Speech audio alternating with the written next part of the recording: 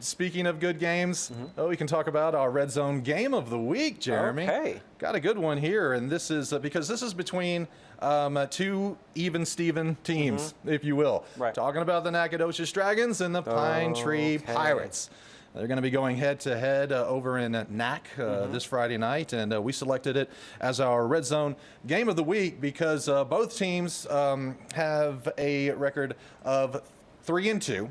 Yeah. And they think that, as you'll hear from Coach House here in just a second with the Nacogdoches Dragons, and I think the Pine Tree coach would probably say the same thing, that their record should be better than what it is. Right. And but you know, again, going to take this one game at a time, and so they're just looking to this Friday to be successful and to get that win and to improve on their record. And so you got two teams here with the same record. Right. And so one of them is going to get their first district win. Who will it be? Well, we will find out soon enough. And again, that'll be in Nacogdoches. It's our Red Zone Game of the Week, Nac and the Pine Tree Pirates. I spoke with Dragons head coach Darby House just yesterday, and like I said, he had some really good insight on where they stand right now, where they are, and what they can be. All right, let's take a look. All right, well, Coach, first off, if you would, describe how the season has gone for you so far. You know, we've had some ups and downs. You know, we've played some tough competitions, but our kids have grown accustomed to what we want, to what we expect, and we're excited for what the future holds. You know, we're sitting at 2-3. We feel like we could easily be in a couple more games and have won a couple more, but our kids are playing hard. They're flying around. They're still learning. You know, there's a lot to learn with the whole new scheme, but we're just excited for what they've done so far this year. Our players have stepped up, and we've asked them to do a lot, and they've responded well. Well, Coach, you've got our Red Zone Game of the Week going up against Pine Tree. What can you tell me about the Pirates?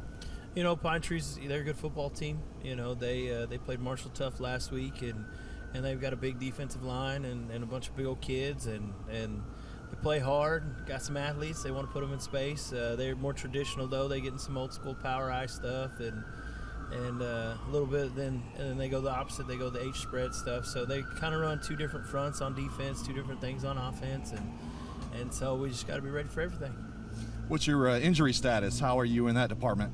You know, knock on wood, we're okay. You know, we got a running back last week. That was awesome. You know, James had a great game. I think he had 2 touchdowns and had about 150 yards total offense, which was big. But overall, we're banged up, but nothing too serious at the moment. Well, good luck this Friday, Coach. Thanks for having me.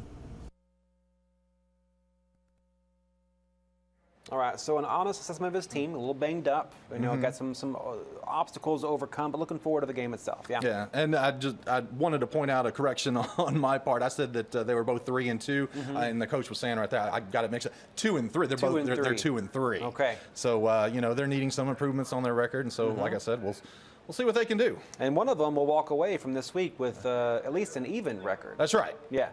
And we'll see what happens. Our Red Zone Game of the Week, and we will feature that, of course, during the Red Zone Friday night, of course. Prominently.